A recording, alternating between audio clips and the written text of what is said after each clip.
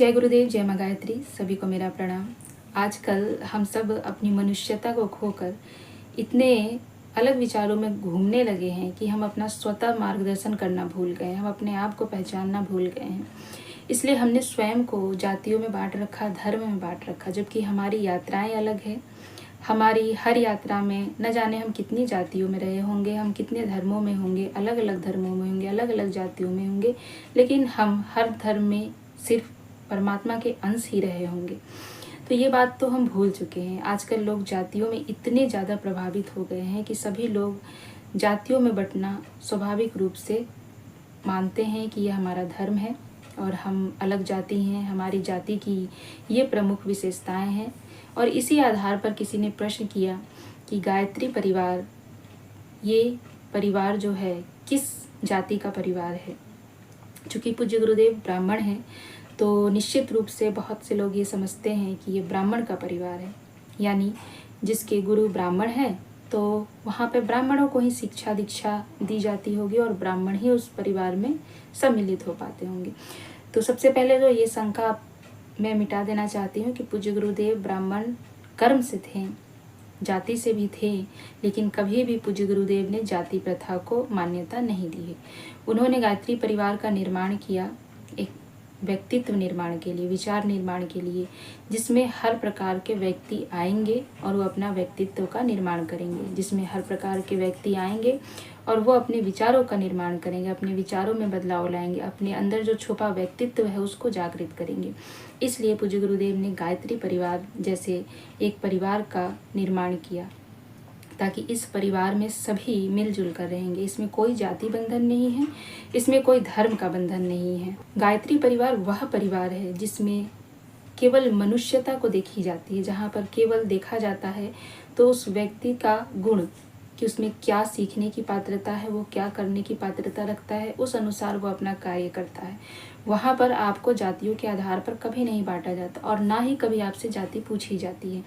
तो जातियों का पूज्य गुरुदेव ने भरपूर विरोध किया है, इसलिए कभी भी उन्होंने जाति को लेकर कोई चीज़ निर्माण नहीं किया। इसलिए उन्होंने सदैव मनुष्यता को सबसे ऊपर रखा और उन्होंने उसी के लिए कार्य किए। जाति के विरोध में उन्होंने कई लोगों से लड़ाई की, जैसे कि पहले हरिजन समुदाय, दलित समुदाय के साथ जो अन्याय होता था उसके लिए पूज्य गुरुदेव ने कितनी सारी लड़ाइयाँ लड़ी और उसके लिए उन्होंने बहुत सारे आंदोलन भी किए, जैसे उनको मंदिर में प्रवेश दिलाना हो या उनको अधिकार दिलाना हो। इन सब के लिए गुरुदेव ने बहुत से कार्य किए। जब उनकी पुस्तक पढ़ेंगे तो आपको ज्ञात होगा कि उन्होंने केवल ब्राह्मण के लिए नहीं, उन्होंने हर किसी के लिए कार्य किया।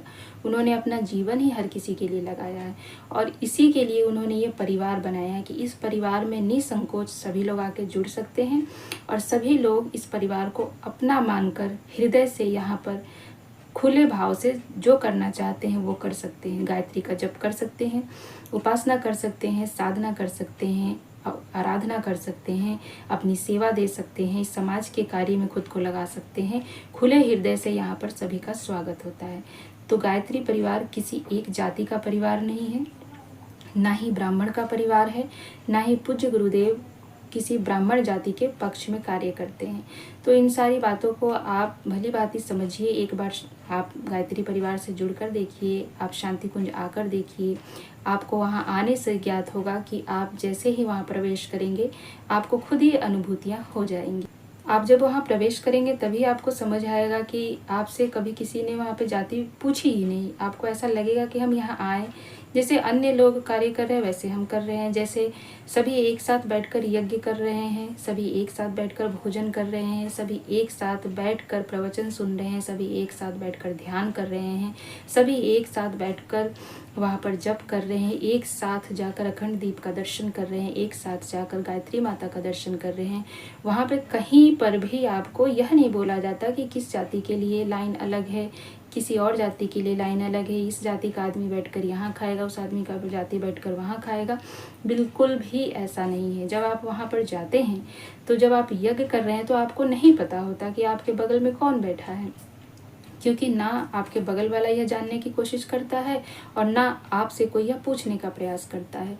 वहाँ पर केवल यही देखा जाता है कि जितने भी लोग यहाँ पर आए हैं वो सभी मनुष्य हैं और उन सभी मनुष्य को वो सारे कार्य करने के अधिकार हैं, वो सारे नियम करने के अधिकार हैं जो अधिकार गुरुदेव ने सबके लिए बनाए हैं। कोई आपको कभी भी इन चीज़ों के लिए रोक नहीं सकता। आप भोजन करेंगे, आप सभी की तरह एक समान रूप से बैठकर भोजन करेंगे। आपको भोजन में भी कोई यह नहीं कह सकता कि आप कौन हैं, आपको अलग बैठना चाहिए, आपको अलग बिठा जाएगा। ऐसा कोई भी नियम वहाँ पर नहीं है। एक बार इस परिवार में आकर देखिए, आपको स्वतः ही ज्ञात हो जाएगा कि कितना प्रेम भरा है इसमें और कितनी दयालुता है सबके हृदय में और किस सोच के साथ गुरुदेव ने इस गायत्री परिवार की स्थापना की। गुरुदेव ने यही सोचकर स्थापना की कि यहाँ पर जो भी आएगा वो सब मिलकर रहेगा, सब भाई भाई रहेंगे, सभी देश हित के लिए काम करेंगे, सभी समाज के लिए काम करेंगे, सभी अपने व्यक्तित्व निर्माण के लिए कार्य करेंगे, सभी अपने जीवन को एक अच्छा जीवन देने का कार्य करेंगे, सभी अपने जीवन को गायत्रीमय बनाने का कार्य करेंगे। तो ये संक्षिप्त रूप में हमने आपको समझाया कि गायत्री परिवार किसके लिए है और गायत्री परिवार में क्या जातियों को मान्यता दी जाती है, क्या गायत्री परिवार ब्राह्मण का परिवार है। तो इन सारी बातों को हमने संक्षेप रूप में आपको समझाने का प्रयास किया। बस यही कहेंगे कि गायत्री परिवार पूज्य गुरुदेव का परिवार है और इनके माता पिता पूज्य गुरुदेव और परम वंदनीय माता जी हैं और हम सभी जितने भी हैं सभी उनकी संतानें हैं। बस एक माता पिता की इतनी बड़ी संख्या में संतानें हैं और उन संतानों में किसी भी प्रकार का कोई भेदभाव नहीं है, किसी प्रकार की किसी में भिन्नता नहीं है। सभी उनके लिए उतने ही प्रिय हैं जितना कि उनका एक पुत्र, जितना कि उनका एक पुत्री, जितना कि वो किसी एक को प्रेम करते हैं उतना ही वो संसार में जहाँ जहाँ से लोग उनके साथ जुड़े हैं वो सभी से प्रेम करते हैं। देश से लेकर विदेश से लेकर जहाँ भी उनके बच्चे हैं, जहाँ भी लोग गायत्री परिवार से जुड़े हैं सभी को वो सामान्य रूप से प्यार करते हैं, सभी को सामान्य रूप से अपने हृदय में रखते हैं, सभी को सामान्य रूप से अपना ही बालक मानते हैं। तो यही है गायत्री परिवार जिसके एक ही आधार है पूज्य गुरुदेव और परम वंदनीय माता जी और हम सब उनकी संतानें, उनकी भुजाएं, उनके हाथ पैर और उनके कार्य को आगे ले जाने वाले उनके एक संदेश वाहक है, ऐसा समझ लीजिए। बाकी कहीं भी कोई जाति वाति की बात नहीं आती है तो आप भी अपने मन से इन जातियों का बंधन जो है बाहर निकाल फेंकिए। आप मनुष्य हैं, सर्वप्रथम स्वयं को मनुष्य समझना प्रारंभ कीजिए। यह बदलाव आपको स्वयं में खुद लाना पड़ेगा। जब आप खुद अपने आप को मनुष्य समझेंगे तो इस दुनिया को भी आपको मनुष्य समझना पड़ेगा। आप स्वयं को जाति में मत बांटिए, कोई आपको जाति में नहीं बांटेगा।